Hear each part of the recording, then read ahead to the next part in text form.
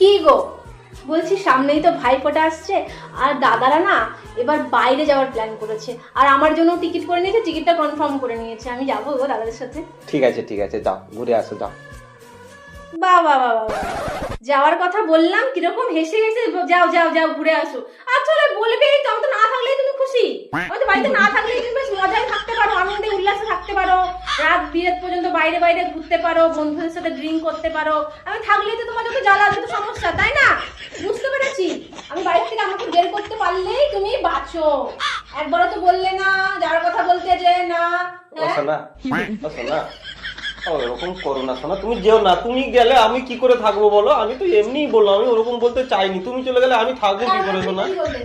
তোমার জন্য এখন আমি আমার বাবার বাড়ির ফ্যামিলির সাথে কোথাও যেতেও পারবো, মানে বাবার বাড়ির সাথে সম্পর্ক শেষ। বাহ বাহ রে বাহ। তাহলে এখন তোমার হুকুম শুনে আমার বাবা বাড়ির সাথে সম্পর্ক শেষ করে দিতে হবে। হ্যাঁ, একটু যাবো বলে করতে চাইছো তুমি?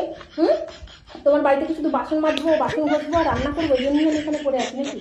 হ্যাঁ, আমার একটু দাদাদের সাথে কোথাও যেতে ইচ্ছা করে না, বাবা বাড়ির সাথে সম্পর্ক রাখতে ইচ্ছা করে না? না ঠিক আছে, ঠিক আছে, যাও তোমার বাড়ি গোলাম হয়ে থাকবো, তোমার বাড়ি চাকর বানিয়ে রাখবো, তোমার চাকর বাড়ি থাকবো, যাবো না কোথাও।